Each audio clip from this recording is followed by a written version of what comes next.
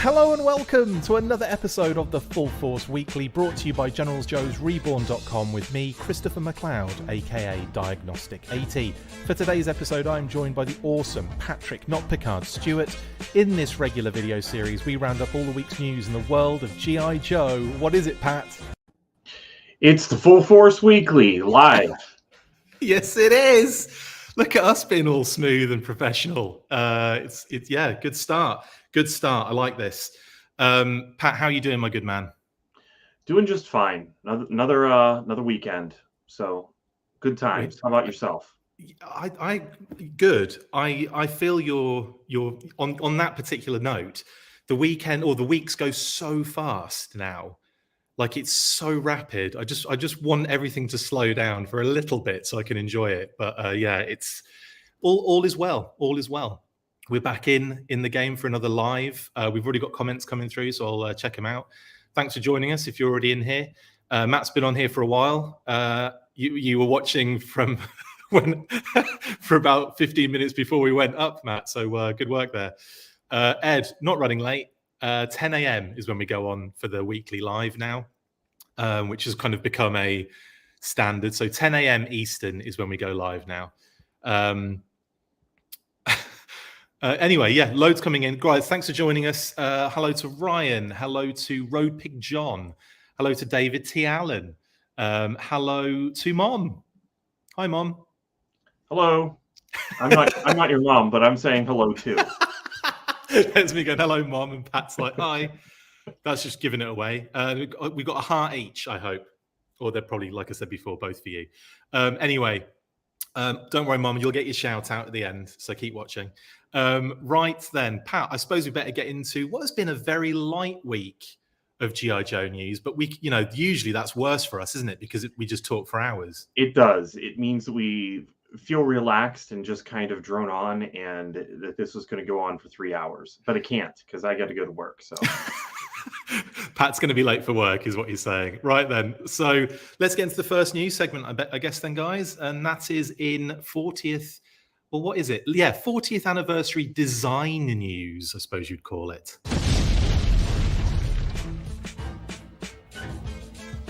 We're extremely late to this party, which is bang on trend for the Full Force, but last month Lincoln Design Company posted a number of really cool G.I. Joe 40th anniversary logo concepts on their Instagram page, and we just straight up missed it until this week. The company is famous for their fairly recent work on some retro-inspired designs that were initially turned down by the Big H, only to find a home on the website and on some of the in-store Walmart standees for that first batch of retro releases. This particular collection of logo concepts were posted a good time after the last G.I. Joe brand team livestream, which utilised one of the awesome designs, but some that were not used caught the eye of us at the Full Force, and of course you guys too. Two logos featured simplified cartoon-style Snake Eyes imagery, and other logos featured a more pragmatic shield or military patch style design, highlighting the big 4-0. In any case, we wanted to have a closer look at some of them on the show. And we shall. Right then, Pat, this was one that just completely I missed, honestly. Last month they posted these. I got like a few messages in the week saying, oh, have you seen these? And I was kind of like, no, I haven't. And obviously, it being Lincoln Design Company, who are very famous in the kind of for doing G.I. Joe stuff for Hasbro, they obviously did these really nice kind of like, well, actually, I believe these were according to their original Instagram post ages ago. These were actual concepts for packaging and design and stuff that goes around the retro series that were basically turned down by Hasbro. Because Hasbro obviously went with the kind of standard black card back, the kind of the Garrido artwork style, which I say Garrido, but then you've got a lot of other artists that worked on those too. But you know what I mean, the explosion back and all that kind of stuff. Yeah. So they kind of did these were kind of turned down, but then later on, after we'd seen these posted by Lincoln Design Company, and we did a whole news burst about it. We talked about it on the weekly, I believe, as well. And here's some more of them. You can see here as well, like they've gone with like a very kind of crushed paper kind of effect, and they kind of like make it old looking, ripped, torn, certain like statements like "Yo Joe, knowing is half the battle" and all that kind of stuff kind of in the background. And then these kind of designs were then later used on the website and on these standees. Talking about that first, it was quite interesting that that happened, because I don't think Lincoln Design Company were aware that they were going to have this artwork used. Yeah, it seemed like the style was just something that had been proposed, and they put it on their website, and it was done. That we weren't not going to see it. And then I think that we kind of, you and I wondered if maybe the retro stuff may end up using it. But then, we saw the packages and thought, oh no. And then suddenly the end cap display shows up at Walmart with it on there. And we thought, oh, well, it was used at least a little bit. So I guess, they paid for it, but I don't know. It was a little bit strange. I kind of wonder, because it seemed like they were just kind of going for a specific, they were kind of trying to convey a tone of an idea for a package. I really wonder what the packages themselves would have looked like if they had gone with this. Was it going to be a box, maybe? Is that kind of what they were looking at doing? I don't know. It's hard to say. I think some of it was actually intended as, just like website design and standees. It probably was intended for the surrounding aspects of the actual brand itself. And that's what it kind of ended up being used for anyway. Like when I was looking at some of those kind of designs where you've got like Duke and a Crimson Guard next to each other, you're wondering if there's like a 2-pack or something, or something along those lines, if that's what they had planned. But it probably is more likely that they were just throwing out loads of concepts with that tone and that kind of styling. But it eventually got used, and it probably not in the way that they wanted it to initially, but it certainly has been used thoroughly and is used now. We'll come back to that in a little bit. Well, actually, I don't need to. It's here, isn't it? This is the current G.I. Joe banner image, and obviously this in design was used all throughout that whole 40th live stream and in and around it. So they're really getting their use out of it now. I think that kind of ripped, elements ripped, so revealing the text and everything. And then this is the logo they finally landed on, which, I didn't really, at the time, I thought, yeah, that's quite nice, quite cute. The funny thing is, when I think like Hasbro and design and all that kind of stuff, it doesn't dawn on me that they might go elsewhere to get stuff done. I just feel like everything's just done in-house, or I don't think about it enough to really get a grip on that side of things. But then throughout their entire history, they've freelanced things out to companies, haven't they, to get like this kind of design done. Yeah, I didn't really think about it either. I mean, I guess I'm used to seeing some of the paperwork from some of the vintage era pop up where people in-house are sketching out, Eco Warriors logos and every single thing that appeared on a figure or on a package. And sometimes they would actually have things done freelance as well a long time ago, but it's been that's been a really long time since they would do that. I don't know. I think that this looks good. It also is kind of simple. Yeah. I like the fact that they proposed a lot of different things, but I think that they went with the one that was the best one. And it is very, very simple. I agree with that. Let's have a look at some of those concepts as well. So obviously there's a big, I imagine at the time when they were doing these concepts, Snake Eyes has been, quite prominent in the brand, forever, but especially in the last couple of years. So it's no surprise that Snake Eyes features in some of these kind of logos. And I quite like them. I think they're quite, cute, eye-catching, a bit cartoony though, aren't they? I mean, what are your thoughts on those Snake Eyes ones? They're not bad. It looks to me like something that would be appropriate for a convention. Very much so, yeah. Got big convention vibes, yeah. Yeah, the Snake Eyes box set. Right, where you just get every version of Snake, where we finally get that 4-inch Ninja Force Snake Eyes. And that would be the only one missing. That would be the only one missing in the entire set. They do every figure apart from that one, just to bother you and me and Adam. One thing I do want to pose is Ryan's comment. Is it just me, or does Pat have a glow about him? Just want to throw that one out there. Pat, are you glowing? Sure. He's pregnant. I appreciate I'm just that. kidding. He's not really pregnant. Hi, Mum. Just wave at Mum. Don't say hi to me, Pat, pretending to be my mom again. That's really weird. Oh, we're all getting shouts. Robert H, thank you for that. You can thank Brian Sauer. I'll be shouting him out at the end for this gorgeous graphics that he does for us. But yeah, the Marauders theme's very nice, isn't it, for spring? Is it a spring? I don't even know. Let's have a look. Okay, right, we'll get back to some of those comments in a second. Apparently the volume is acting a bit weird. Is that the case for people? I think you're the only one that's having that issue, David, I'm afraid. No one else has mentioned that. But anyway, let's continue. We've got more logos to look at. These were more pragmatic, and obviously the one at the bottom here is very similar to what they ended up going with. But what do you think of these? Are these a bit too kind of nondescript, a bit too kind of vague? I think the one in the upper right-hand corner may be a little too nondescript. It doesn't really say G.I. Joe at any point on it, but maybe that was just something that was also intended to go kind of at the end of the G.I. Joe logo anyway. So I wonder if they were all designed like that. I wonder if they all had that in mind. Yeah, maybe. Can we look at the other ones again and just picture them in our minds? Yeah, sure. I think the one at the bottom there is a little bit too simple, isn't it? I think on that sense, but I think that's what they're intending here is these particular kind of logos would plop onto the end of the stripes like so. Yeah, and having the kind of stencil letters, I think doesn't really blend as well with the G.I. Joe logo as it is. Yeah, so, I agree with that. I don't know. Yeah, it makes sense that it's in the same angle, at least on this one, doesn't it? Yeah. Right.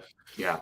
Yeah, totally. I think what they ended up going with was probably the best choice. I love the circle, the kind of the circular stars kind of going around it. I think that's a really nice touch. And then like the upper left-hand corner one right now is pretty nice too. Yeah, that is nice. It is nice. Totally. But like, I think we're in agreement. They probably went with the best choice on these ones. And next, obviously, I wanted to show the one that was on that image, kind of like the concept version, next to the actual one they went with. And you can see there's a few differences here. They've obviously put blue blocks behind the dates, the years on either side of a Real American Hero to kind of, I suppose, make that kind of pop a little bit more so you can see it. And then obviously the 40 they've basically gone with block font rather than, like you say, the kind of like stencil effect, military stencil effect. Yeah, and then they've made the distressed look match the rest of the tone of it. Yeah, I don't know. I think it looks good. They definitely went with the right one. Yeah, I agree. Let's see what all you guys are saying. Good morning, Rachel and Carlos.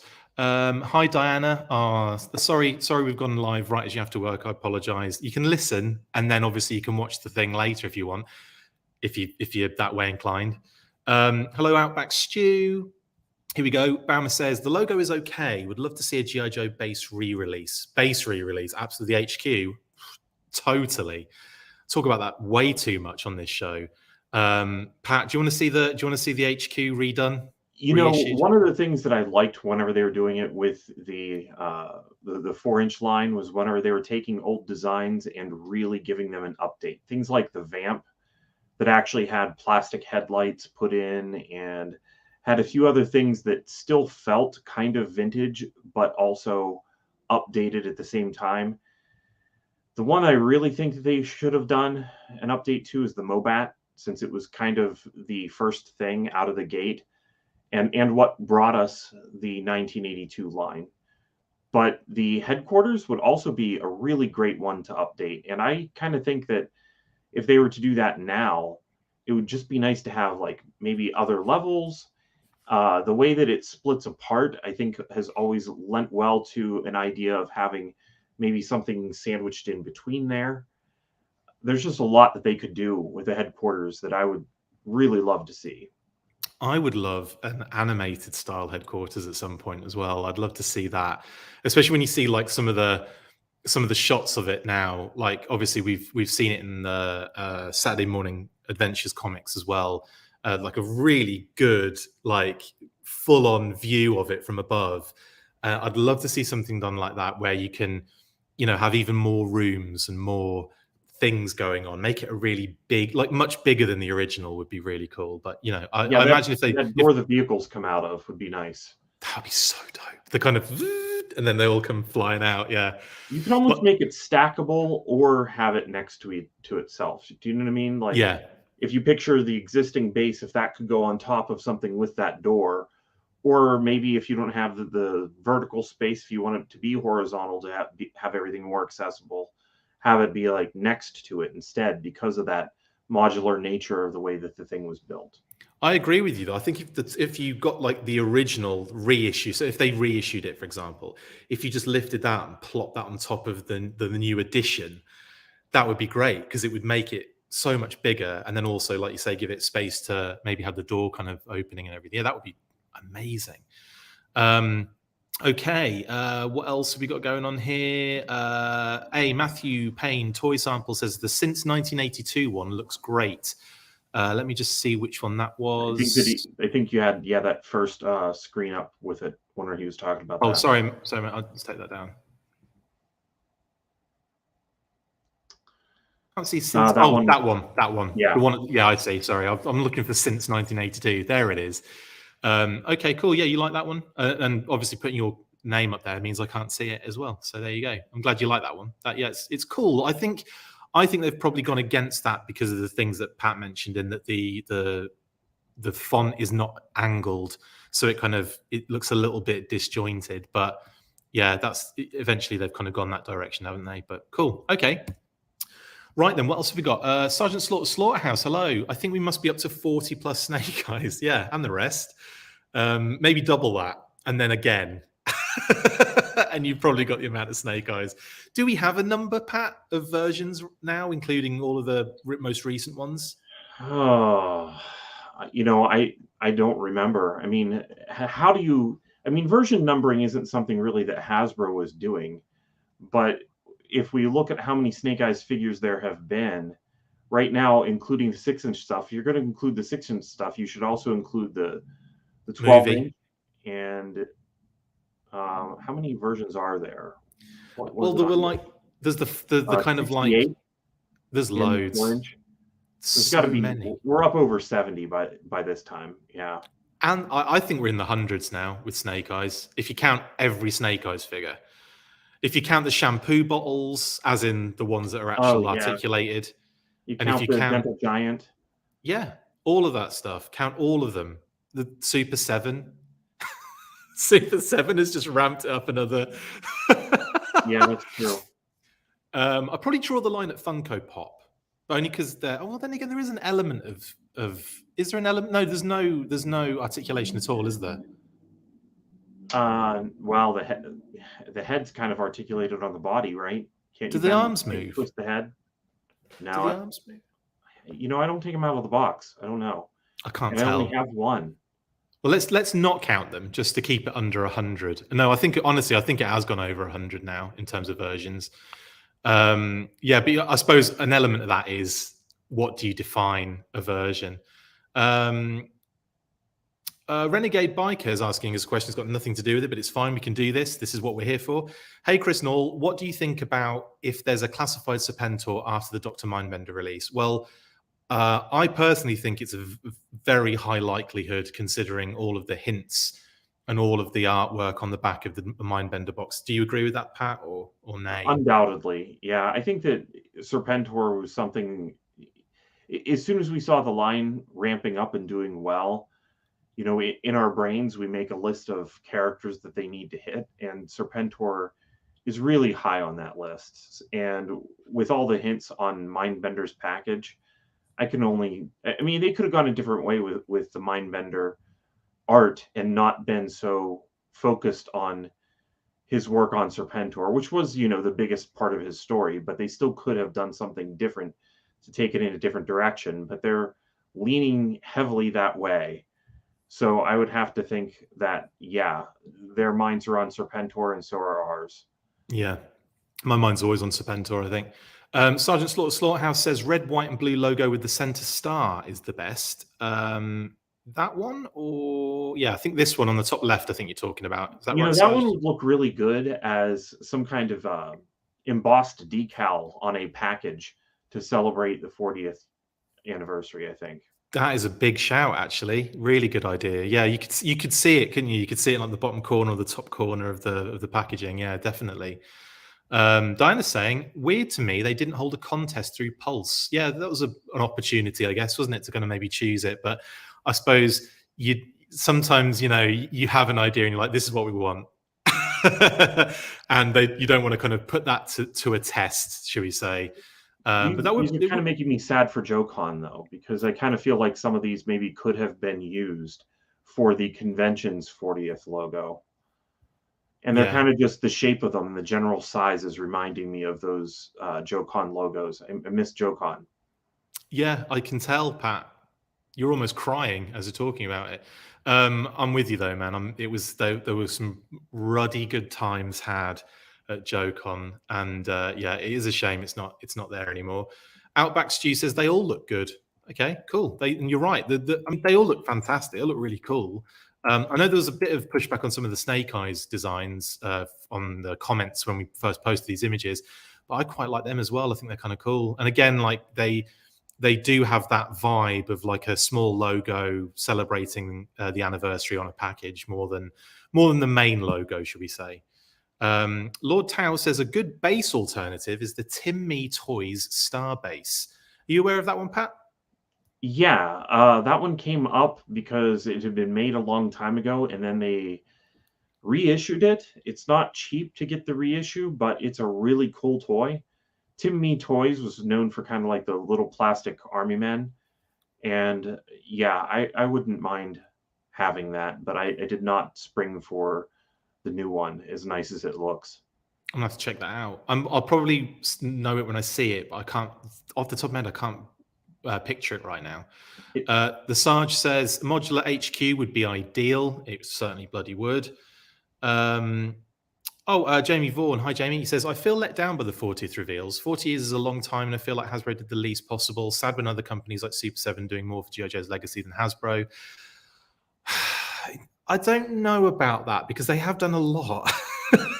I feel like, you know, with the HasLab, with the O-Ring, with Classified, they've certainly got lots of things going. And I must admit, on that last live stream, I wasn't expecting as many reveals as they did. Plus, it's not even Yo-Joe June yet, Jamie.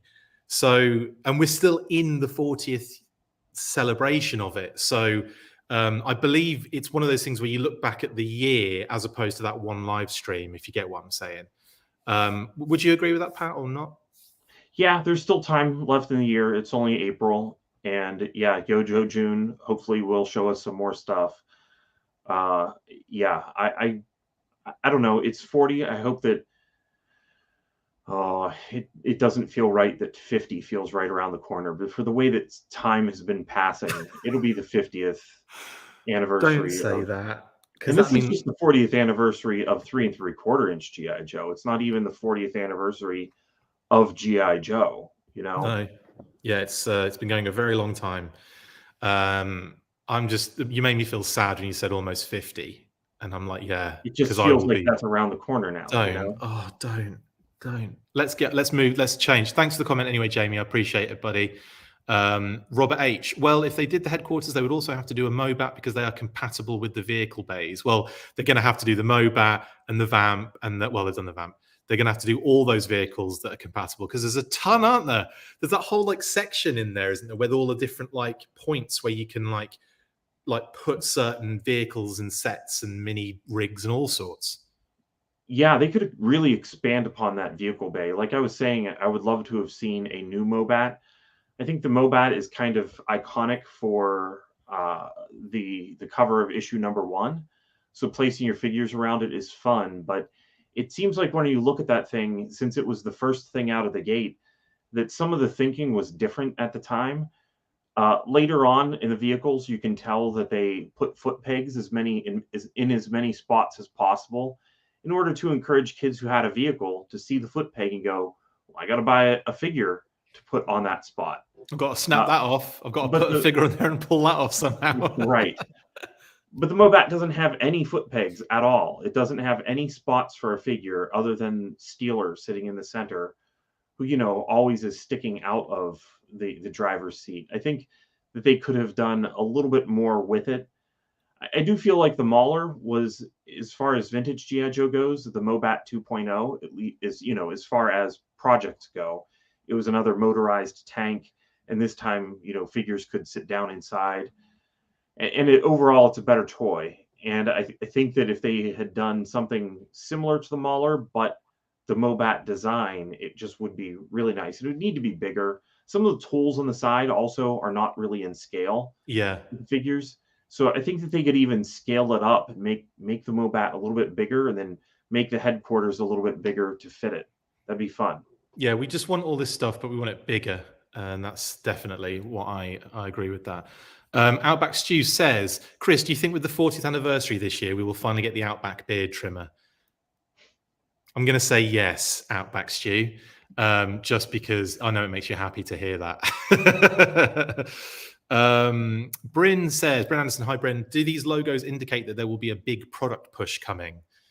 I think all these logos are indicating are that they've been done already in the past for this particular year, and they've already chosen what they're doing. Is there going to be a big product push? Yeah, 100. How could there not be? Do you know what I mean? Like, I think they've learned their lesson from the 50th, where it would. I mean, if we're talking, disappointing anniversaries, I think the 50th has to be up there a little bit. Would you say, Pat? I mean, in terms of like, that was the only thing, and it was so limited in terms of its release. Yeah, and it's weird that we're talking about the 40th release at the 40th anniversary after the 50th anniversary. But again, you know, the 50th anniversary was for all of GI Joe, and yeah, that was disappointing. I also kind of wonder if supply issues may be what would keep them from putting the 40th over too much of the package, because we don't want to be getting, you know, 40th anniversary stuff in 2 years' time. Yeah. That's very true. In actual fact, there's a comment here that I'll come back to some of the others as well. Bam says, the unfortunate thing is that the 40th will be remembered as the year of the reveals. We're going to have to wait 12 to 15 months to get anything in our hands. In all practicality, Bam, you're spot on there. I think the only figures we'll probably have in hand by then are the ones that we've seen revealed at the start of the year. And even then it'll be at the end of the year. And even then that's being very optimistic, because we still haven't got, in terms of like an actual full-on release, Crocmaster, the Target exclusive, Outback, Python Patrol Viper, Python Patrol Bat. Only a few have gone out of those. Cobra Officer Spirit and Storm Shadow are the others that haven't had a wider release yet. That's a lot of figures that should have already been out in hand to this point. And not, you know, that's the world we're in at the moment.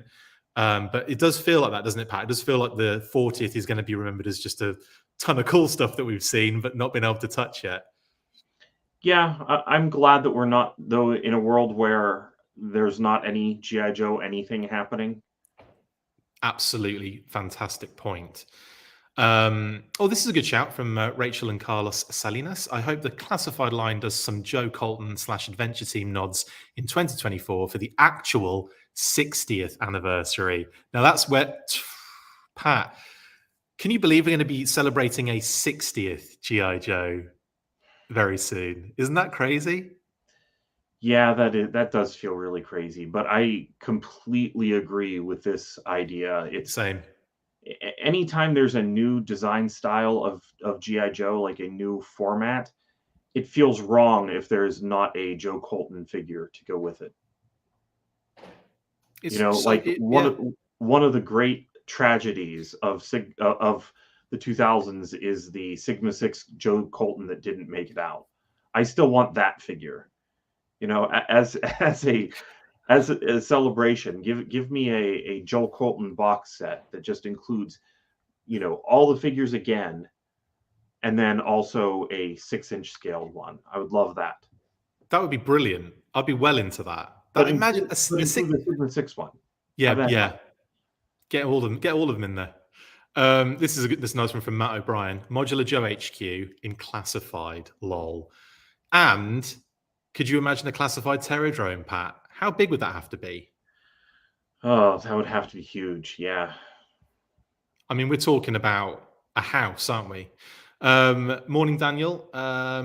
Daniel Lavero saying hello to us both. Okay, this is a good one. Baumer says, would love to hear both of your favorite lines of Joe's O-ring 25th, Pursuit of Classified, Pursuit of Cobra Classified. Well, Pat, I'll let you go first. I'm pretty sure it's the first one, isn't it? I think Pursuit of Classified is what we've all been doing now for a while. Have we accidentally come up with a meme? I think we have. The POC is the Pursuit of Classified. It's so true. Yeah, no, I think that it's hard to break away from my love of the O-ring line. I think the interesting thing of the O-ring stuff is that over time, it just sort of evolved into the 4-inch stuff and the modern 4-inch, because whenever you look at, one figure to the next, you had like the 2002 through Valor versus Venom era, and that last wave of Valor versus Venom, they had the double shot like insert molded joints that were then used. And even some of that early 25th stuff was based on the stuff that wasn't done then. So there's a nice transition that happens there, and you just kind of slowly see the line become the 4-inch stuff. So it's hard to kind of really separate those. But I think that the nostalgia factor and other things cause me to love the O-ring stuff and 4-inch stuff. Those are my favorite toys. Beyond that, I really like looking at some of the 12-inch things, and so far, I think I've said it a few times, the reason why I'm collecting the 6-inch stuff isn't because I like that scale, because I actually don't like 6-inch as a scale at all, really much. But they're doing such a nice job with the sculpts and with just their ideas and what they're pouring into it. And it's G.I. Joe, so I haven't been missing any of that. I've been really eating it up and enjoying it, but not because of the size of them. I definitely prefer my G.I. Joes to be smaller. Yeah, that's totally cool, man. And for me personally, it is kind of it's a toss up, really, because obviously, well, O-ring, like Pat says, you're never losing a love for that at all. And it's a great. I mean, the figures are still awesome to this day. They're so much fun. Like they're amazingly articulated for what they are. They're great toys. They really are great toys, and I have a lot of love for them, especially like as they were getting into like some really detailed sculpts and really like pushing like the envelope with some of the amazing detail they were adding to the figures. It just absolutely love the O-ring line 100%. I would have to say though, Pursuit of Cobra for me was the leader for a while, in terms of like, I suppose the mixture of incredible updates, but then also they had, some were like incredibly updated and some looked very vintage inspired, and some, there was a mixture, but for the most part, those figures were just so incredibly updated. But I might have to go even further and say there's a lot of the Retaliation line I really loved, and so I kind of feel like that era was high for me, but at the moment, I think Classified's pipping it for me. So it's like O-ring, and then a little like Pursuit of Cobra, and then like Retaliation and Pursuit of Cobra, and then that last wave, the last couple waves of Retaliation was just some of the best figures that, I mean, honestly, the Pursuit of Cobra line is probably the best 4-inch figures ever made. Agreed. Hands down. Packed with accessories as well. Toy Cartel, coming back to the logos here. You said it might have snake eyes on the logo, but I wish it said a Real American Hero on there also. Well, I think what we're looking at here, Toy Cartel, is not the logo that you see would be at the end of the G.I. Joe logo, if that makes sense. So that G.I. Joe logo 100% has a Real American Hero on it.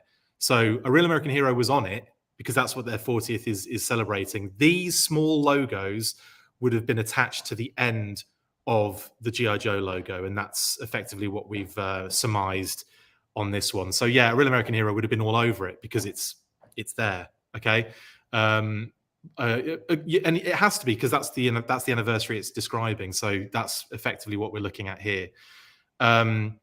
Renegade Biker 24 says, I think that there was 68 variations of Snake Eyes since it was first released. Variation 68 was made in 2014, so just had a few more variations since G.I. Joe came back in 6-inch figures. Well, I think there were a few between 2014 and Classified, in actual fact. I don't think they were all... Is that right? 68 was made in 2014, a few since the line. Yeah, I mean, what do we have since then? We definitely have the one released for the retro line. I think that would be counted as a new version, since it had actually a few other details painted on it. Yeah, different and then code we and have everything. The 50th. That was after 2014, wasn't it? Which 50th one do you mean? Oh no. When was that? When was the 50th? Yeah, that was after 2014. Was it? They haven't updated the version number since then? It would be 2016, wouldn't it? Because it was 66. It was. Yeah, it was. Yeah, it would have been 2016. No, they haven't. I don't think they're all on there. So if you're looking at Yo-Joe Renegade Biker, then they're not all on there at the moment. Yeah, but anyway. Yeah, no, I mean, I think that's what he's pointing out.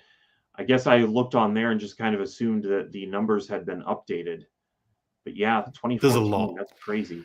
There's a lot. I honestly think with not just 6-inch, but then also movie figures and, the 12-inch kind of like big bulky things and all those articulated figures and stuff that came out. I think and then that doesn't even take into account Hall of Fame. It doesn't take into account any of that stuff, does it? The rule figure, I think, is missing from there. Sigma 6. Is Sigma 6 on the versions list? No, it's not, is it? The list is only for 4-inch figures. Exactly. So yeah. But if we're going broader and including other Snake Eyes, I mean, there's a version list for 12-inch Snake Eyes as well. Yeah. If we're including 6-inch, we have to include all of it. We can't just say... Right. Yeah, you can't say 6 inches to the next 4-inch figure, because it's not. So yeah, I think on that side, I'll do a proper count later. All right. Oh, this is fun. Outback wants to have like old man versions of Joe's, the Duke, Flint, and Outback. That'd be quite cool, actually. Well, Outback, just get the Tiger Force version. There you go. Can't get any older than that, can you? Literally white everywhere, hair. Oh, Jason, your Tiger Force Outback pre-order got cancelled. That sucks. That sucks. I have no idea what mine are doing at the moment. Mine are across overseas at the moment. It's killing me. Right. Sometimes you have to be careful with Target. They will request.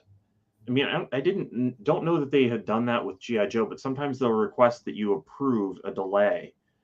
I haven't heard that happening with any of the G.I. Joe stuff, though. Dan Klingensmith on the show. Hello, Dan K. We'll be shouting you out at the end, so calm yourself. I'm waiting for the Super 7 Ultimates. Would like to see the first wave released before another wave becomes available. Yeah, the Ultimates look amazing as well. And again, there's another bunch of Snake Eyes versions for you. Baumer loves Pursuit of Classified. He's really enjoying that.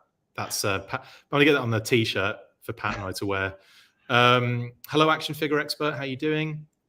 What else we got here? All right, okay. Well, I'll try and get to the rest of those comments later, but we've got more news to talk about, Pat. So should we get into the next one? Sure.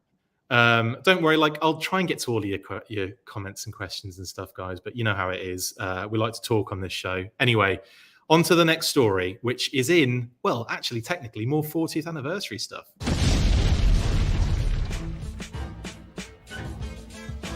On Wednesday, IDW Publishing released their G.I. Joe 40th Anniversary special issue featuring a whole host of superstar artists who lent their talents to a page each. The issue is a love letter to the Silent Interlude, issue 21 from the original Marvel run by Larry Hama. Each page of the original issue has been redrawn by multiple artists in their own individual styles, which contributes to a very interesting and cool issue indeed. Liefeld, Atkins, Diaz, and even our very own Adam Riches, to name but a few of the cast involved in this awesome undertaking. Adam even posted his original art for his page that features Destro playing chess with G.I. Joe characters, only this time around, Adam made sure to make the pieces O-ring figures, which is such an awesome idea. The issue is available to buy now. Check in with your local comic store or download it on the IDW app right now. I will apologize for the recording of those 2 videos last night where my voice had gone. So you can kind of hear me going, I sound really Barry White on those recordings. Anyway, Pat, yeah, this isn't all live, guys. There are some pre-recorded elements here. I'm not magic. Pat, so this is really cool. Again, more 40th anniversary stuff kind of coming out. IDW had this particular issue, slated for solicitation for a while. A lot of the artists have been talking about, being able to kind of get on board with this new venture. So it's a good idea. It's fun, and it's nice to see this issue kind of take a slightly different shape, isn't it? Yeah, I think that this one, clearly the idea of this project is a celebration. I don't think that they think that anyone's going to be picking up this issue in order to see this story for the first time. I don't think that that's what the goal is here. I think it's just kind of to celebrate things, and it's really cool to see what some people did with things. I like seeing the new angles chosen there for Storm Shadow's entry into the room. So yeah, there's some neat stuff going on here. I haven't bought this yet, but I would like to. I need to get to a comic shop. There's not really comic shops too close to me, which is kind of sad.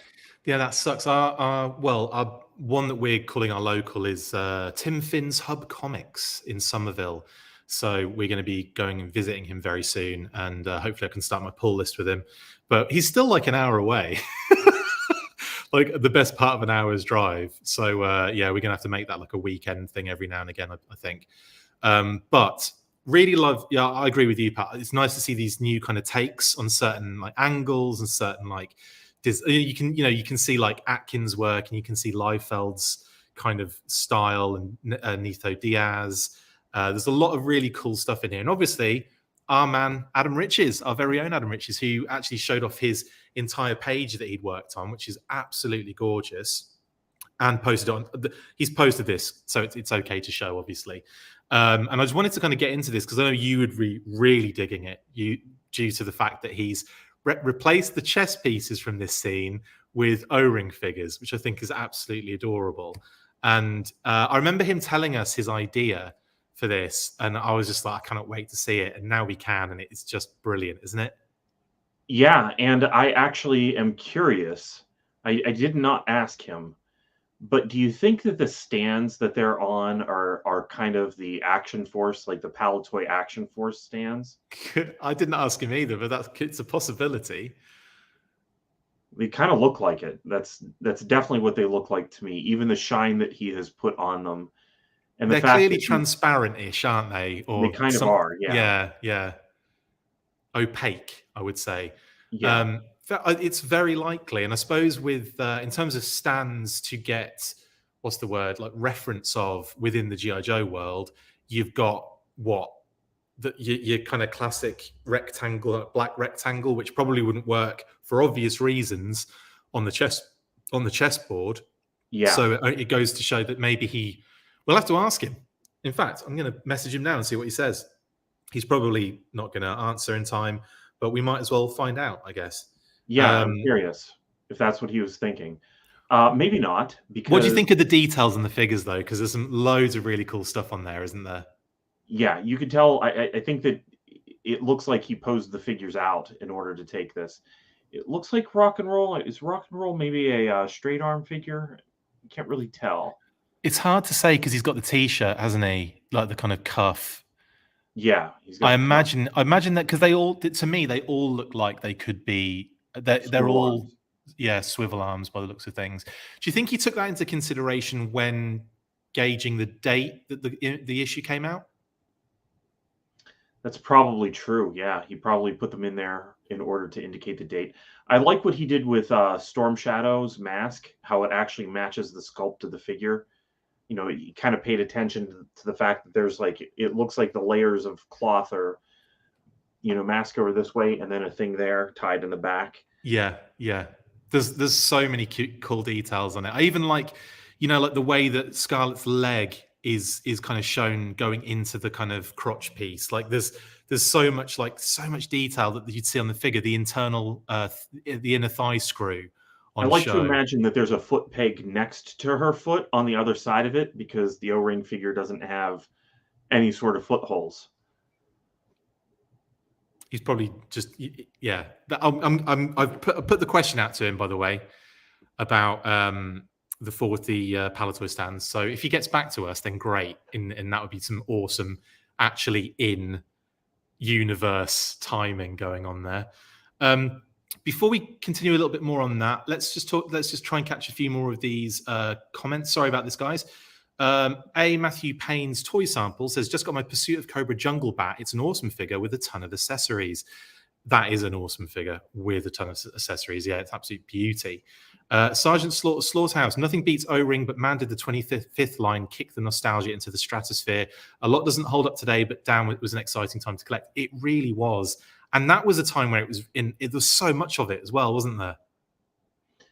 Yeah, you know, you're right that those figures don't hold up to today, but that's just another reason why I would like to see the 4-inch stuff come back. A brand new 4-inch Duke, I think, is something that how did we not get another Duke that looked like the 1983 mail-in Duke? I don't know. It doesn't make sense to me. I was happy with some of the things that they updated. You know, we were kind of swinging back around to the beginning of the 25th line as far as what characters have been released and redoing some of them, but it was time to do that. So it's a shame that we're not getting that anymore. And I guess we have Hiya Toys doing 4-inch sometime soon, but I'm waiting with bated breath for that News Burst Live. I'm telling you now, mate. Yeah, we'll see how those turn out. I think that I really would prefer just more of what we had been getting in the the 50th line, and I guess a couple of the figures from the retro series I enjoyed. I liked Grund. Yeah, totally. Just get through a few more of these comments from the previous the story we were talking about. I would love to see a new real-life celebrity made into a new O-ring or classified, similar to Sergeant Slaughter or the Fridge, but someone from today. Yeah, that would be pretty wicked, wouldn't it? Some sort of like sports star or like major celebrity would be cool. Who are you thinking, Pat? You know, I just think that general idea is one that I've felt was a good idea for a long time. People always get really excited over casting news and who could play so and so in a movie, and I just kind of always see whenever they do these, whenever they have done movies, G.I. Joe has kind of dealt with the celebrity thing in the past. It would be neat if we had some minor celebrities playing, maybe some of the B-list G.I. Joe characters, and not necessarily in a movie, but just playing them in the toy line, or add them like they did Sergeant Slaughter, to the regular cast members. But I don't know who as a celebrity I would want to actually in the fictional world of G.I. Joe. Do you know what I mean? Yeah, like, that's a little bit of a different thing. But to have the face sculpt of a celebrity in the toy line, like we've all seen the sad news of Bruce Willis. I'm glad that we got him in the toy line as a 4-inch figure, and that there's the Hot Toys 12-inch one. The Hot Toys figure is amazing. Yeah. Like, think about that. If there wasn't a movie and they had just licensed Bruce Willis for the toy line, that still would have been a win. You know? Yeah, totally. No, I agree with that, bud. John Cremians, hi, buddy. Thank you for clarifying this for us. 50th was actually 2014, 64 to 2014. Apologies on that one. And thank you for clarifying that. If anyone's going to know, it's going to be the oldest man on the channel. Sorry, John, I couldn't help myself. But thank you, mate, and much appreciated. And sorry for the misinformation there. I don't remember what we said. Did we say 2015? I'll tell you, thank you, Ed. Ed, I'm Englishing. You're right. I'm Englishing it. G.I. Joe was introduced in 64 in the US. Action Man was 66. You're 100% correct. That's why I had 66 in my head. And that is why I am a piece of... I won't continue saying what I'm about to say. I don't think I even noticed you saying that. I did. I said it out loud. This is a Punk Toy says, I think we're going to get a Pit HasLab in June. Emily referenced to the Pit too many times during the Sky Striker HasLab. I don't know. It's a little bit of a stretch, but do you know what? You stay hopeful, because I tell you what, I would bloody love a Pit HasLab. That would be dope, especially if it was like an opening one, like it closed up. and opened, and you had all those levels on 2 different sides, like a fold out. Oh, it'd be so good, wouldn't it? Yeah, I think that would be cool. Also, like this stackable or next to each other idea, I think could be fun. Either way, like there's a lot of things that could be done. Agreed. Diana's saying, I made it without crashing full force into anyone on the 405. Well done. If Serpentor comes in figure form, would he be a classified? Could there be a Mindbender Lab make an Emperor playset on the way? I'll tell you what, that would be... we had this conversation, I think, about... I can't remember what it was about. I was talking about Bioflesh Regenerator from Terminator, the toy, where you kind of like create little Play-Doh skin around the exoskeleton. And I was thinking of, I think it was Synthoids I was kind of attributing it to somehow.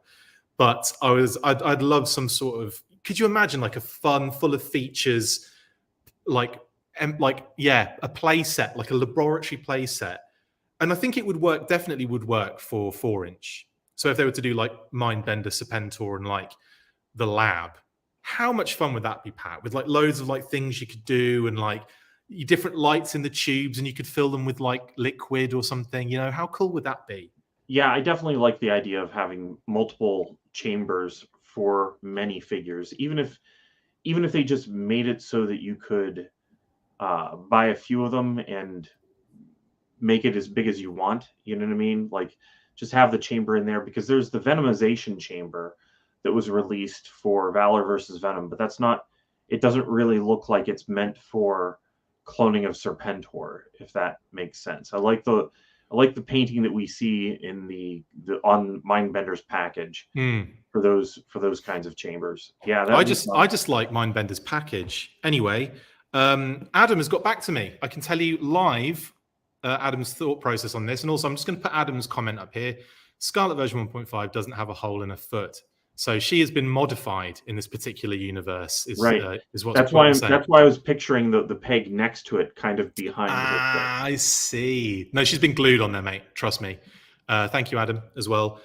He said, I use these generic clear circle ones I have my vintage Star Wars figures on. I think they're called Star Stands. They might be the same mold as the Palatoy stands. I'm not actually sure. So it could be that they're probably just, the same generic stands used for Star Wars figures as well, which makes a lot of sense because I believe they used similar or probably the same stands for those as well. Yeah, the diameter on Star Stands looks to be, 1 inch. Yeah, they kind of look like maybe they are modeled after the Palatoy ones.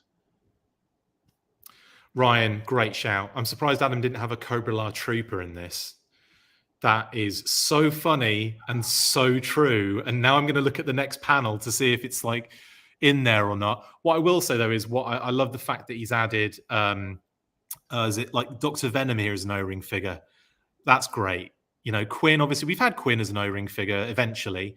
But that's, I'm guessing, is he using that reference, Pat? I can't tell.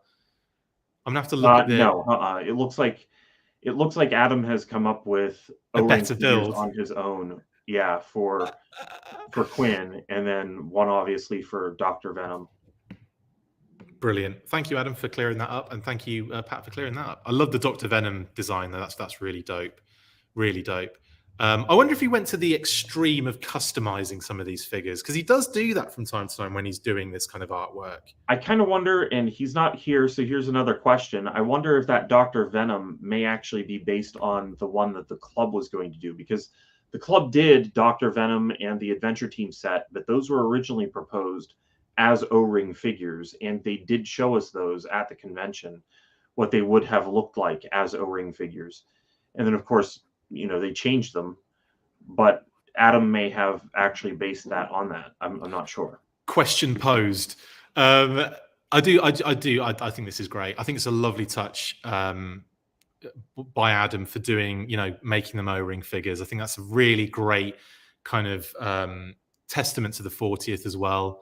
It's like it's covering so many different levels here. It's a 40th anniversary special, so the toys should be in there in some way, shape, or form, I think. And he's managed to do that with his inclusion. And I believe he was quite early in the game to pick a page. And he was like, "Oh yeah, I'd love to be involved." When it was proposed to him, and he said, "Is there any chance I could get this particular page?" Because he's had this idea for years.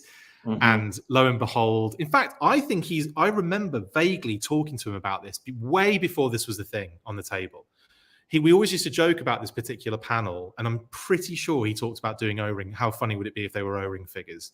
So the fact that he's managed to do that is great, isn't it? Absolutely brilliant.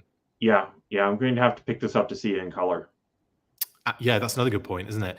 What I love about what Adam's done here is you can see all the detail he put in, all of the shading, all of the intricate, like, and everything on an O-ring figure is really well on show here, and it's just so good.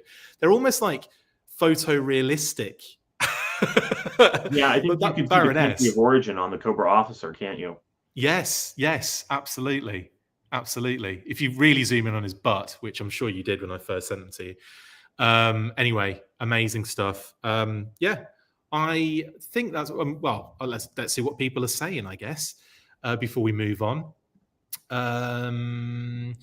Destro must be using some sticky tack to keep Scarlet on that stand, says Robert H. Let's just yeah, he clearly is. I'm thinking they're just well, it could be tack because one of the feet isn't on there. So one of the evil things that Destro has done is he's glued all these figures stiff because he's evil. Thanks, Destro. They're supposed to be articulated, you git.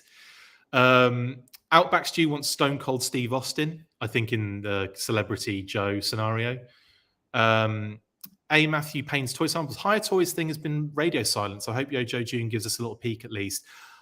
They're revealing a lot at the moment, High Toys. So I think obviously there's obviously a plan for them in terms of what they're actually getting out there. They just revealed Judge Dredd toys, didn't they? And Judge Anderson and kind of crocodile dude. So there's like you get the feeling that they're not gonna dump everything out at once. It's going to be like this planned, strategic reveal, pre-order, etc., kind of scenario. So I expect Higher Toys soonish. I'd expect them to do a reveal before June, but you never know. You never know. So? I kind of think that June may be the wait, because I wonder how long of a gap there was between them getting the license to do it and announcing it. June is a good shout, but also July might even, if we're pushing it as well, because July was a good spot for certain licensees to reveal some stuff in July, not being like overshadowed necessarily by other things, having a bit more space. But then July turned into as much of a ridiculous scenario as June did. So, maybe I'm sure they're spacing out along with, what Hasbro are kind of asking for, because I'm sure they have a say in it as well. They have to kind of sign off to say, I guess. Yeah. But we'll see. I'm hoping it's sooner because I just want to do more news bursts. I'm expecting a bit of a style change, though. I don't think that they will blend perfectly with the existing stuff. It's just not going to happen. Especially, there's a little bit of a height creep going on with the 4-inch figures. Like, if you look at Gung Ho, he's definitely a lot bigger than most of the toy line. Yeah. Oh, totally. I haven't, like, this is the thing, all my entire collection, usually from like 25th to like all 4-inch modern, basically. The only stuff that's loose and out is any stuff we got like bagged at conventions, really. I've hardly got anything out. So it's really difficult for me to make that kind of visual kind of comparison. I know a lot of people have got their entire collection like out, and it's incredible. I'd love to kind of see that, honestly, and see the evolution even from 25th to 4-inch modern now. I'd love to see that. I suppose it would be an evolution and then a very slight devolution at the far end. Todd says, obviously The Rock has been involved. What if the real character joined G.I. Joe? Yeah. Why not? David T. Allen's also saying The Rock. Yeah. I mean, he's the main guy, and he's been in G.I. Joe.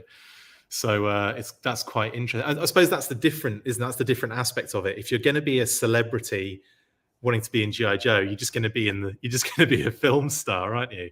And you're just going to be in the films. Like, it's hard to. I suppose maybe sports stars are the only other ones I can think of, or I can't think of any other celebrities.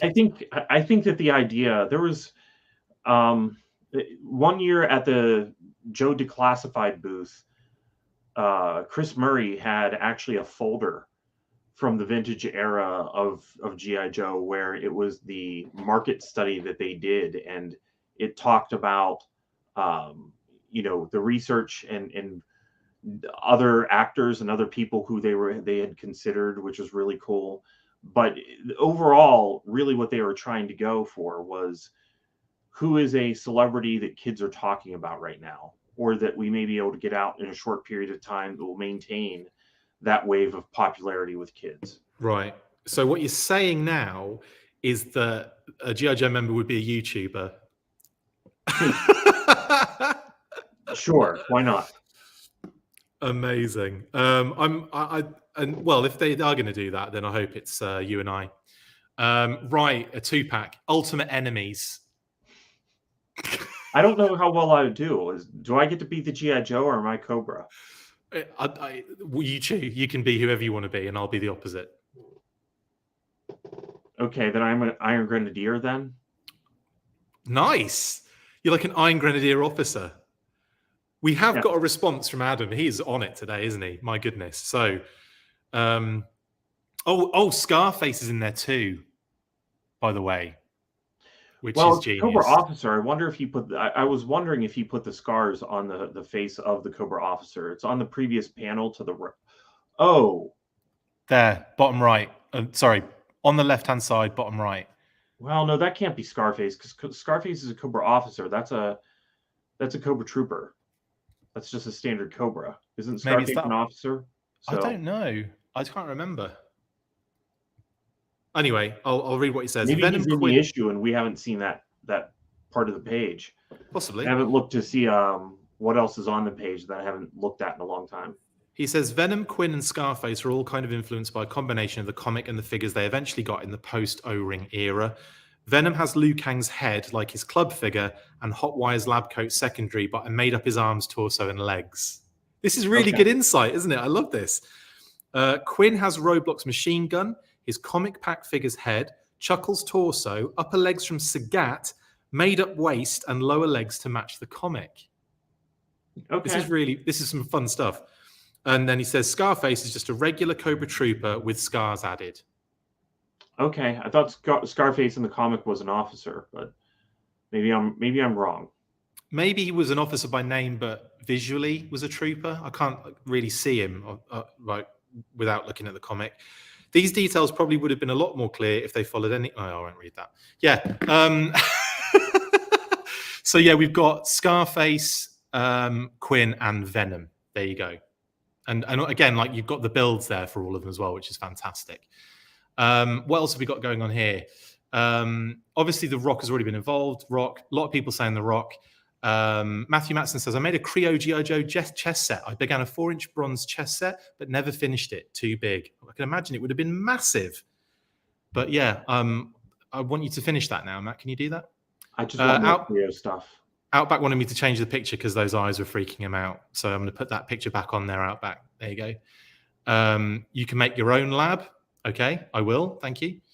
Now I want a G.I. Joe chess set. Absolutely. Okay. What else we got going on here? Okay, Robert H. We keep praising the O-rings, but we really got to shout out the hands for looking so good. They are the artist's bane. Let's have a look. There you go. Actually, that's a good hand, isn't it? Right there. I like that. It's a good hand.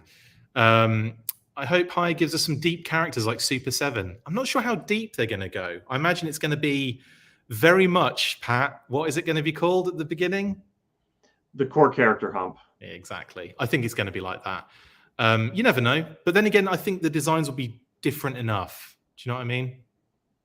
I kind of wonder if they're going to go with even known versions of characters. They may be just, hey, here's Snake Eyes, and this is how we think he will look cool. You know, it may not be an update of a classic version of Snake Eyes. It may just be something new.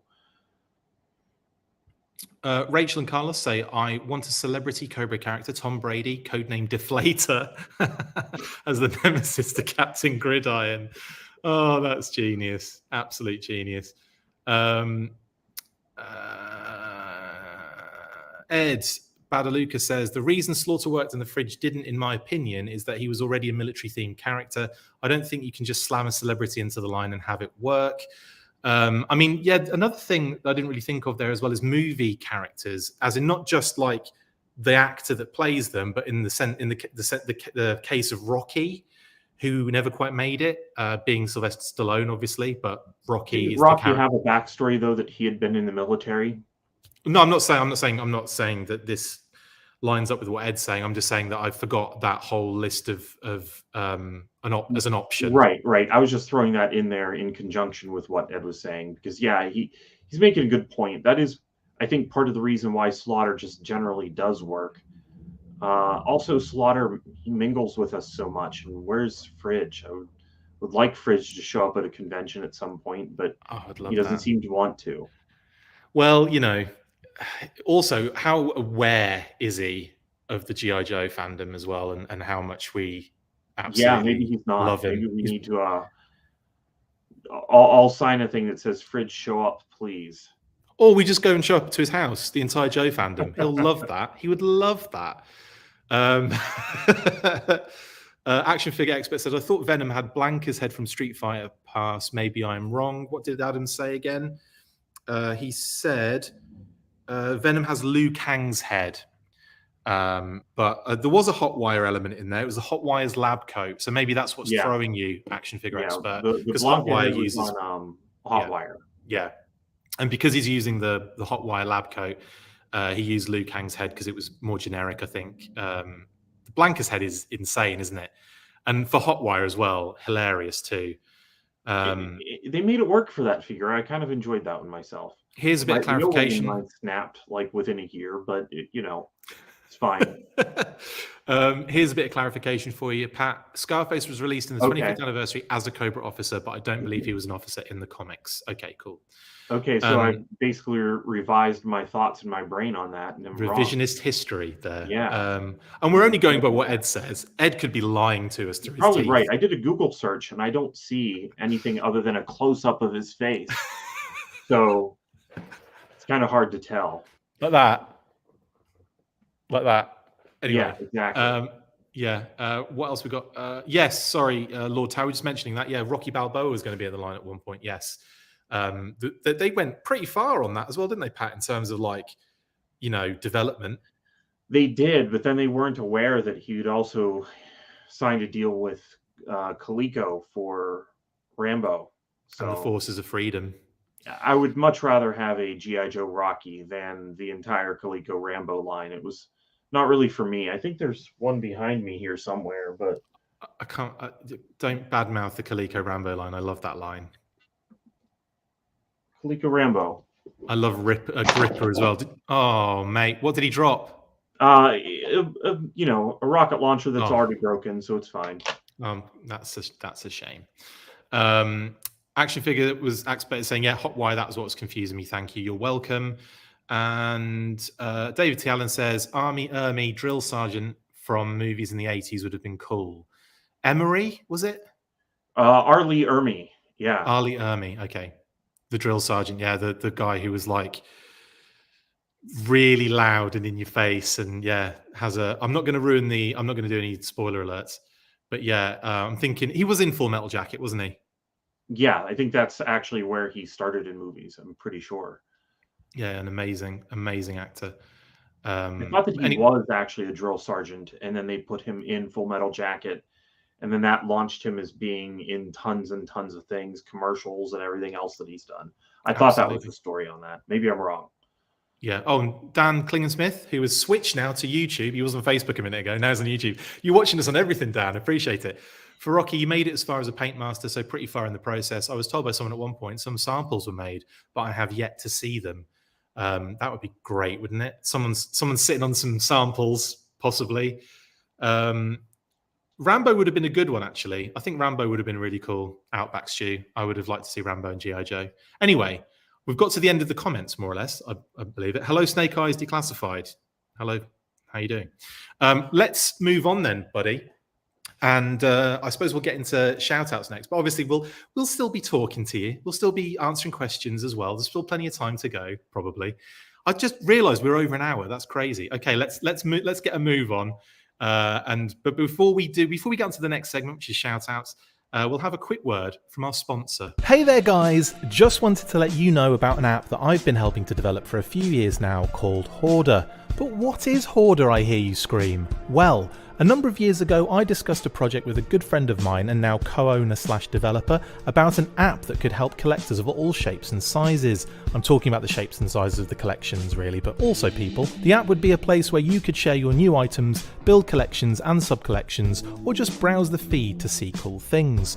Well, we made it. We tested it for a number of years, and now it's out there for you to enjoy on iOS or Android devices. You can upload a single item at a time at your own pace and slowly build your collections. You can post status updates that could be related to your collections, like getting a delivery or posting a scene in which you can tag items in that image if you've uploaded them in the past. You can add tags to your items in order to easily search for and find them, and of course to add them into your respective collections. You can like posts, comment on them, or start a conversation with a fellow collector, directly message users you follow, and even add items you see on your feed to your want list. If you prefer to use your computer or laptop, have no fear, you can use the website browser version and even utilise the awesome inventory option, allowing any user to change certain details, add notes, upload bulk items from spreadsheet files, and download a CSV of your entire itemised collection. We made this app for collectors, and we hope that you enjoy using it as much as we enjoyed creating it.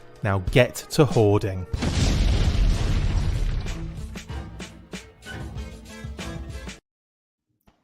Shout outs!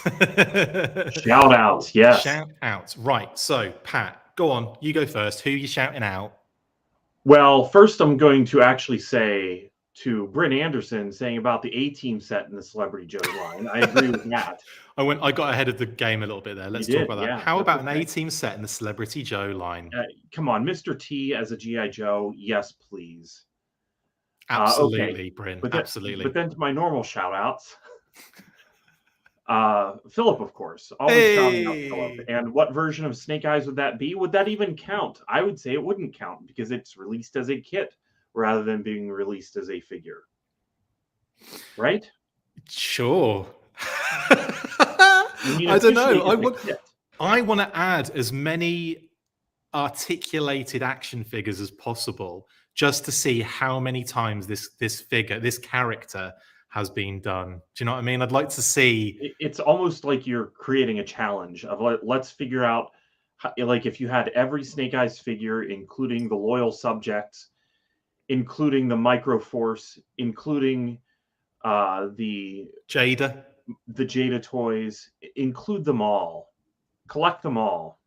Thank you. Minifigure, yeah, get all of them in there. 100%. Yeah. The Microforce. Oh, we talk about the Microforce way too much on this show, and I feel like we need to do I think we need to do an entire monthly on micro figures. I think that would be so much fun, you know. Yeah, I think that would be fun. You're right. I agree. Let's do it. Let's make that one of the monthlies. I'll add it to the list. By the way, we've got another monthly coming out, which unfortunately Pat couldn't be involved in, but it would be myself, Adam Riches, and Paddy Lennon, and it'll be going out as soon as I can edit it. But obviously, it's a biggie. It's a big episode, so you'll enjoy that one, guys. Anyway, yeah, shout out to Phil. Sorry, I've kind of sidetracked Phil's shout out here dramatically. That's okay. I started sidetracking it myself talking about the figure. Yeah, that was your fault. Any others? Yes, and he's in here right now.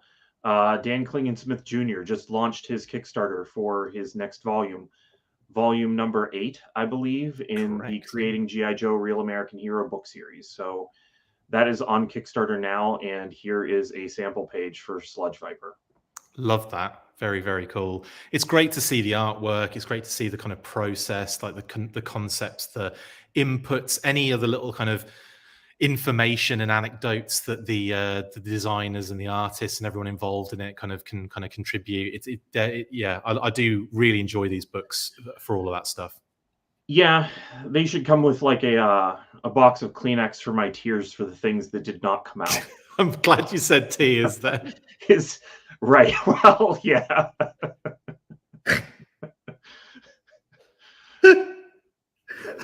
Dan can just include that in his Kickstarter as a stretch goal.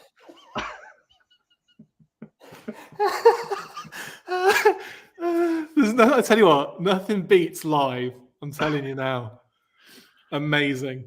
If you're not laughing at that, then there's something wrong. Right. Amazing. I'm gonna have to stop crying as well. Right. Vega. Is that Vega AI or Vega Al? Hard to tell. Family Monopoly night has been fun lately with the die-cast figures. That's dope, man. Using these kind of figures for Monopoly, because that's a great idea. I'm gonna, or these, the little vehicles. These are really cool as well. I just found the big pack of Transformers Jada Toys micro figures at Walmart yesterday for $12. That seems cheap. 18 figures, $12. Yeah. Did you get it? Seems like something's wrong with that. Like maybe they showed up on clearance already, which is possible. So is that a new set? It is a new set. There's 18 Transformers micro figures. Yeah, I wish that they would do that with G.I. Joe. Like, I would love a huge set like that. Yeah. Well, they did do that with G.I. Joe, but I want more. And I want them for $12. That's like, well, they did, but I want a 100-pack for 2 cents. That's what I want. I just love the idea of those micro figures. Like, to me, they're an option other than a Hot Wheels for the urgent, kids in the store. He's got to have a toy, but you don't really want to spend money on a toy. So here's $1, kid. Buy yourself a Hot Wheels or buy yourself a Jada Toys. But they're not making them available in those single packs anymore. And I kind of liked it when they were. Yeah. No, I know what you're saying. I think maybe they probably had to change some of the way they do things based on how they're selling them. And I just wish that the market would have supported them in that format. We've completely, again, I love how we shout someone out and then we just talk about something else. It's great, isn't it? But Dan, you can check out in the link below in the description. Sorry, Vega, I will thank you for your comment, mate. I will just say you can download, you can pledge, not download. You can pledge towards the Kickstarter right now, link in the description, along with any other link from what we've talked about today in the description, and other links that you probably didn't even care about have been added in there as well. Sergeant Slaughterhouse's great app idea, talking about Hoarder here, I assume. Thank you very much. Downloading as soon as this stream is over. Well, we'll better finish then, Pat. But no, thank you. And check it out. It's I've been enjoying it. And then again, I helped develop it. So there you go. Snake Eyes Declassified also says, great idea for an app. It is. Get in there, guys. Enjoy it. Punk with Toys says Rob Riggle deserves a figure as he's a real fighter pilot. Really? I suppose that would be kind of cool, wouldn't it? As in, like, I suppose it would have to make sense in some sort of military fashion or speciality, wouldn't it? Yeah, and I guess I don't really know whenever there are some people out there as celebrities who may actually have had some time in service. So that's an interesting fact. I didn't know that about Rob Riggle. Yeah, that's pretty cool, actually. Snake Eyes Declassified says it is in the shape of a figure, so I say it is a figure, referring to Snake Eyes from Flame Toys. It's tough. Like I balance those things in my head of is it or is it? Wait, I gotta turn on. Again, the beauty of live performance. Yeah, beauty of live. I didn't have. I'm not plugged in, and my battery's gonna go dead. Quick! I'll keep talking while you disappear off screen. Adam Drake says, shout out to Chris and Pat, as well as Justin, Adam, Eric, and anyone I'm forgetting for making some of the best, most positive, most fun G.I. Joe news content out. That's very, very nice of you to say, Adam. Thank you so much. And also, I will pay you after the stream is done. Thank you for for reading from the prompt exactly as I'd written it. No, that's really nice. Thank you very much, dude. I appreciate that. Dan Klingensmith, thanks, Pat. Good timing this morning. Kids are still sleeping, not disturbed. Lol. Well, there you go, Dan, as well. Like, we can't wait to get this one in hand as well, buddy. And loving the books. I've got like the whole shelf is becoming Dan Klingensmith. Dan Klingensmith, Paddy Lennon and Brian Hickey, and Carson related is just like taking up an entire shelf now, and soon to take up an entire coffee table. So thank you, Dan, for that, mate.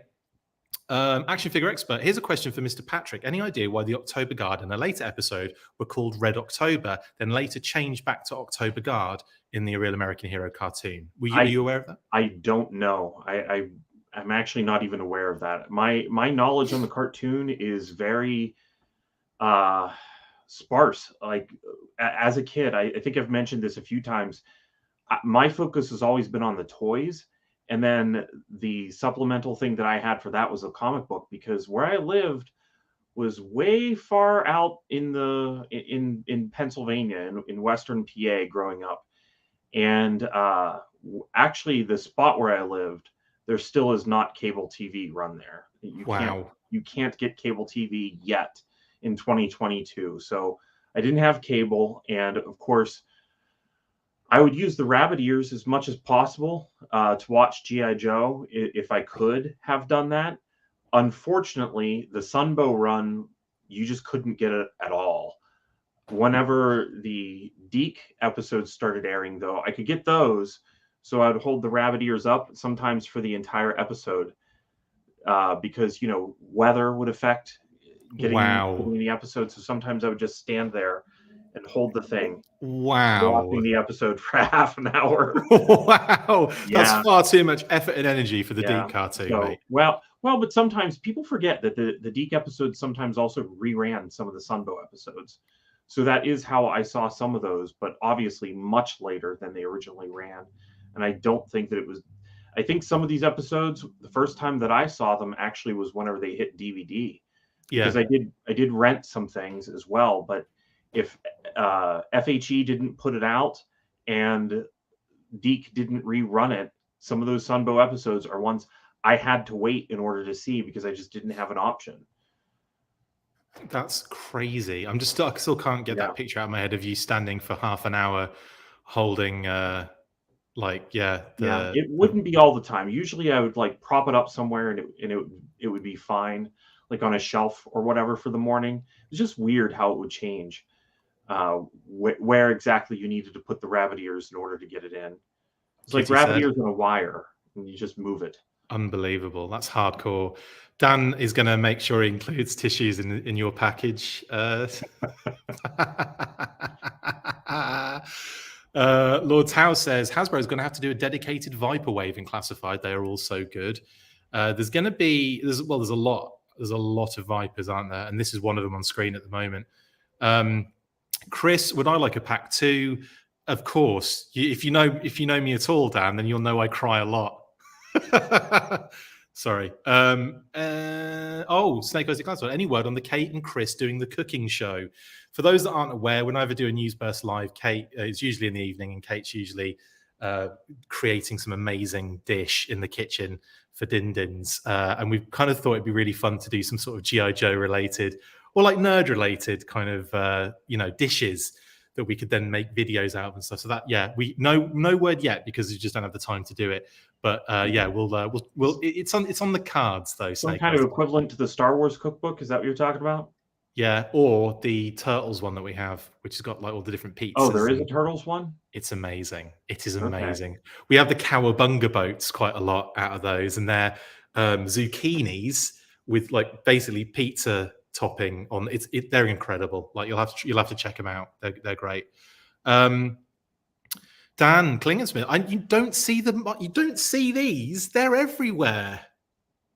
Well, the 6-pack is, but the big pack is just something that really, it's just online. That's the thing. I think I pre-ordered that actually. For Transformers, they just quickly showed up at Walmart, and for the G.I. Joe ones, you just kind of had to go buy them on Big Bad Toy Store or one of the other online retailers. Well, Pat's talking. I'm just holding up all of the Jada Toys. Yeah, figures. I really like them though. They're nice.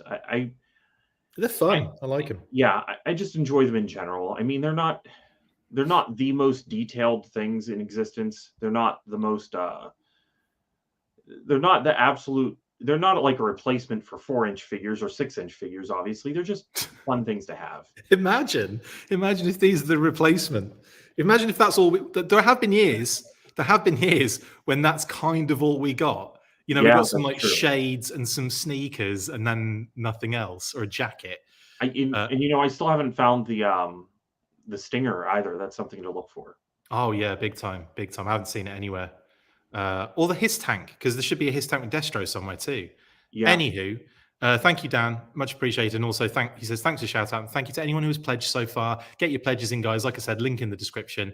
Thank you for jumping on, Dan, as well. Really appreciate it, buddy. It's like having you on the show. It's really weird. Mom says, so proud as always. Love you guys. And there's a little Easter egg in there as well. So thank you, Mom. Happy Easter to everybody, I guess, as well. Moving on then, and I'll take over from now. Pat, you've done yours, right? Yeah, I'm done. Okay. In that case, to the family, my mom, who I just had on there you go. There's Mom. I will shout out Mom and Dad in the United Kingdom.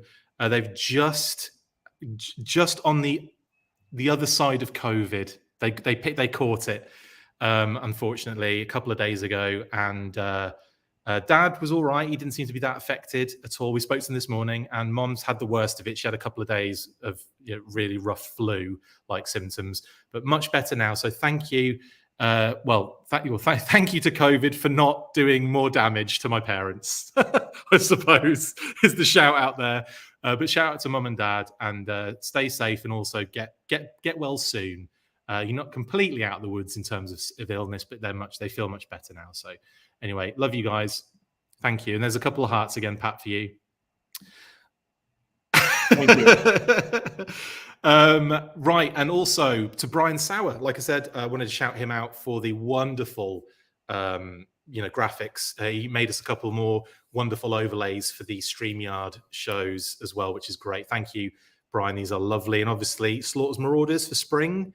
Yeah, I don't really understand that decision, but that was my decision, and I'm sticking with it.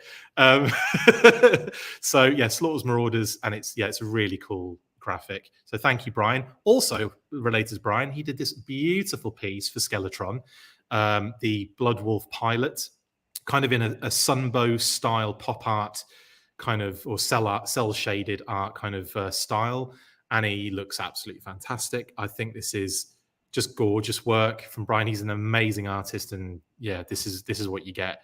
Absolutely sensational stuff. You liking this, Pat? Yeah, it's interesting to me how there's a feeling of familiarity already, even though I don't have the figure in hand yet. So true, isn't it? There's like a familiarity across. It's like we've all had the RoboSkull Mark II and its figures for years, and it's just, I think it's just because we're getting pummeled with marketing. Speaking of which, the Mark II Special Edition, this will be your last opportunity now, guys, to get in on this particular version of the RoboSkull Mark II. I believe the backer kit goes up until the 30th of this month, and after that, it's over. So get everything in now. Make sure you get all of your... Well, essentially, it's open if you didn't do the Kickstarter pledge, right? As well, yes, yeah. It's almost like a pre-order store as well. Right. This and you can find the link. If you missed it entirely and you regret it, right now is the time. There's still an opportunity for you right now. And this is the last and only time you're going to be able to get the special edition as well. So if that is something that's floating your boat with that amazing war paint on it, the different deco, all the different vehicle driver and all that kind of cool stuff, then get on board ASAP. What else next? Oh, shout out to Andrew Franks. That isn't Andrew Franks on screen, but Andrew Franks of Boss Fight Studio. It's not? No, it's similar, just without the beard. This is him when he shaves, by the way, Pat. Anyway. Yeah, I don't know. It's covered up so we can't tell. The beard's like just all in his suit there. And this is an amazing figural bag clip from Monogram International that Andrew picked up, like bag as well. It's on the... They have these at Target, by the way. Yeah, I think this was at, I want to say Newbury Comics. But yeah, you can see it's on my little bag there. Look, literally being used as a bag clip. As a bag clip, yeah. Yeah. So, thank you very much, Andrew. They're really cute. And I kind of want all of them now. So I don't know if to thank you or say, yeah, you've ruined my life. But the chase figures are Bazooka, I believe, and a Cobra Trooper. which is really cute. So Yeah. yeah, loving those. And they are really cute and squidgy, little squidgy foam things. There you go. And look, they've even given him his little quiver with the arrows in it. How Yeah, adorable but is no that? bow. He doesn't have a bow. So what's Andrew think he's doing going into battle with a bunch of arrows but no bow? Yeah, Andrew, you idiot. Anyway, thank you, Andrew. Much appreciated. And yeah, that you can get them all over the place now. Now, big shout out as well to Carson. Speaking of Kickstarters that are happening soon, I guess, Operation Recall, and a lot of posts recently from Carson about this particular figure, Ritello, and Homer, the pigeon. So basically, what the situation is that he designed this when he was a kid. This was the little character that he designed when he was much, much younger. And he is now setting up this Kickstarter to basically bring the gang back together. The legendary team that created G.I. Joe, A Real American Hero, are all kind of returning to do, concept, presentation art, input design, figure design, figure manufacturing, marketing. There's more artwork, as in like packaging artwork and everything. So like he's basically getting all the legends back together to do this this amazing Kickstarter. And you can actually submit your own childhood designs if you have any, or any designs for that matter. Link in the description again. There's a website as well you can check out, which explains the entire thing in way more detail than I have just done. But then, you can also look at all the people involved in it, like Ron Rudak, Hope Bazigian, Bill Merkline. But it's so many. It's incredible. So, so Sculpt was another thing I didn't mention before, but obviously, Bill's going to be doing that too. So these things, going to be kind of done in the old style. They're going to be making the figures that, they choose on if you kind of submit options to this. Another link again in the description. You can kind of upload those designs and those childhood designs, or maybe just a design you have an idea for, and they're going to make a decision on what they're going to actually go forward with. So it's not just you upload it and it's going to happen. There's going to be an element of them picking from those designs as well. Submissions are due on the 31st of May of this year. So like I said, if you want to get those submissions in, do it sooner rather than later. And you could even see a figure that you've had some sort of design input in, getting an actual figure at the end of it, an O-ring figure. Pat, what do you think of this? Isn't this the most adorable thing ever? Yeah, it's fun to see, and to talk to Carson in person about this, and to see how he has taken like a small idea and, well, I'll just do this much of it and I'll just have that. Well, I'll do the next step, and it's just kind of blown up into a much, much larger project. You could say that. It's huge now, and it's got all these bloody legends involved, and it's hilarious. It reminds me of when we were talking the other day on the show, Pat and Ron Rudat. We were talking about Firefly, and Ron Rudat was like commenting about, well, where can you get this? And then we're just nonchalantly chatting away back and forth with him, speculating on certain aspects of the figure design with the guy that actually designed the figure in the first place, just chatting away with us in the background. So yeah, that was absolutely hilarious. So yeah, if any of the other legends are watching today that are involved in this, equally as funny. But yeah, I love the idea behind this. I think it's great. And I'm going to put forward one of my childhood designs here. Now, the letter on the left-hand side is a little bit of context for the one on the right. Now, on the left-hand side, this was from G.I. Joe themselves. I sent them, which they didn't send back to me, but they did send this letter back to me, thankfully. So I sent them a design for a G.I. Joe gym and a character called Hercules who ran the gym. And they wrote back to me with G.I. Joe headed paper and signed Flint as well. Warrant Officer David R. Fairborn, which is brilliant because I know he's Dashiell in America. But they even gave me the fire links and everything. My address on the top there. Dear Fire Links, many thanks for participating. Sorry, I can't read it now. It's too far away. For contacting G.I. Joe, the Action Force headquarters. Your support is always needed to help us in our fight for good against evil. Well, as you probably know, we have joined forces with the United States of America, G.I. Joe, which will make us even stronger than ever. But remember, we need you and your friends' continued support. Keep a lookout for Cobra and inform those backroom boffins of any information you may come across. I think that's adorable, honestly. But then obviously he says, thank you for your designs for an Action Force gym. I've passed them onto our backroom boffins here at HQ, where all our vehicles and weaponry are designed and modified. Naturally, all of this is top secret. Never let this letter fall into the hands of the enemy. Keep up the fight, Flint. And then I go and just tell everyone and show on a... Yeah, so I'm sorry, I failed you there, Flint. But yeah, and on the one on the right, obviously in response to that letter, was another character that I designed with a plane that actually, I think I designed it after one of those, is it Megaforce? I think it's Megaforce. Basically, it's one of those planes from there that I used the shape for, and basically made it a G.I. Joe plane. Okay. That's Strato Joe. Megaforce? Yeah, I think it was. Yeah. You might even be able to find it pretty quick, that particular plane, if you search for it. But yeah, I had that as a toy. That was my reference that I drew that with. Strato Joe, though, was just made up, and he's holding a hammer in one hand and a walkie-talkie in the other because he's an engineer and a pilot. So that's what I went with. So yeah, you never know. I'll see if... I'll see if they can make something out of that. But yeah, that was my idea.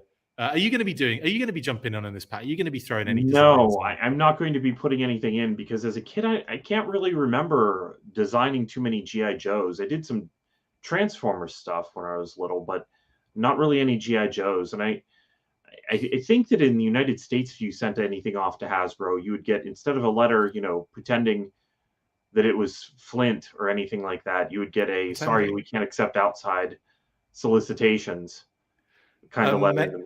Wow. Yeah. Wow. I think what in the UK, they just realized that a child's innocence was being, was here. Right. And they were just like, let's. Yeah. I can remember a friend of mine actually, and this is Transformers, but friend of mine, whenever the first Dinobots episode aired, it was just 3 of them. It was Sludge, Slag, and Grimlock. Yeah. And so he was like, well, you've got to have a pterodactyl. How can you not have a pterodactyl? So really quick, sketched something up, sent it in. A couple weeks later, swoops on the episode, and he's like, I did it. And it's like, that's not possible. I love the lack of awareness there. Again, it's that childhood, innocence in a way, is it naivete as well, of just being like, well, I sent that letter in 2 days ago and he's on screen now. I was like, yeah, you honestly believe they could knock that up as quick as that, then you are a very impressive human being. Yeah. Amazing stuff. So I never saw Strato Joe, so I guess... well, it's kind of like Strato Viper, except for he's a Joe, right? All right. Stop trying to play down my designs. But yeah, that's basically the situation. He kind of actually looks a bit like the pit crew guy, doesn't he? Other ideas are Gyro Joe and Telly Joe, Drag Joe, Tele Joe, Heat Joe. Anyway, you horrible person. I'm just kidding. I would say he kind of looks like the pit crew guy. Yeah, I need to enlarge to look. He kind of does. I'm getting that. Yeah. He's also got a lot. He also wears all of his medals. Yeah, he wears his medals generally because he's that kind of guy. Amazing. Anyway, I don't necessarily see this one getting through, but I do have another design I'm going to throw their way. And also, if you are that way inclined, guys, let us know if you're going to be throwing any of your designs in there because I think it'd be really fun.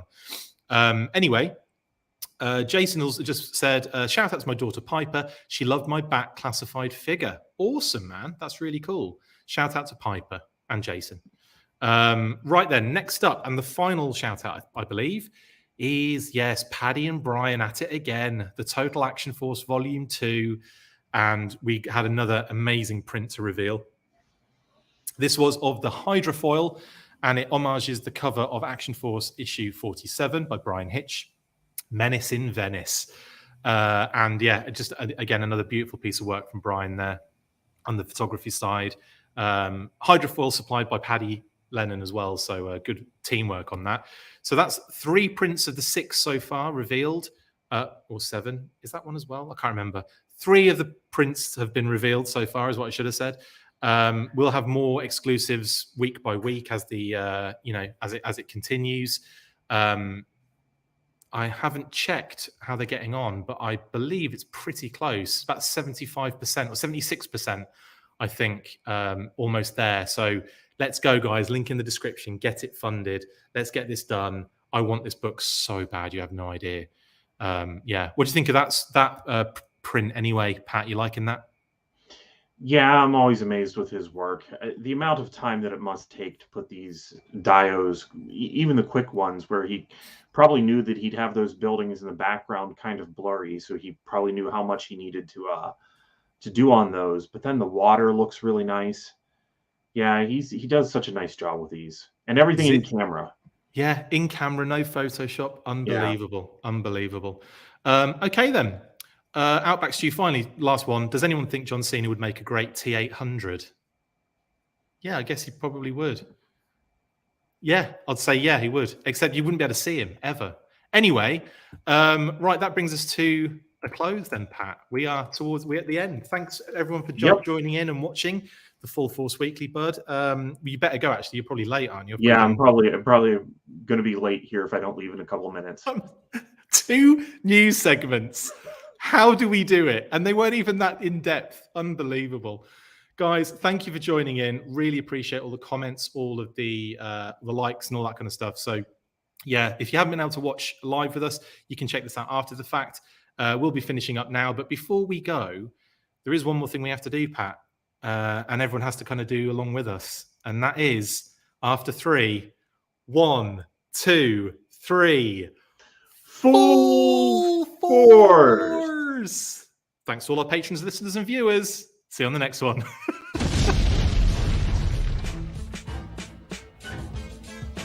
Make sure you get involved with the discussion by liking, sharing and commenting on these videos, and as always you can keep up with the show after listening by following on Twitter @TheFullForce, liking the Facebook page facebook.com/TheFullForce, and if you would like to contact the show you can message us on either of those platforms with feedback and questions. We also have a Patreon page, so if you want to show your support for the show, see your name up in lights on these videos, or enjoy exclusive bonus content, then check out patreon.com/The Full Force Podcast, or click on the link on any of the posts this podcast appears in. Full Force!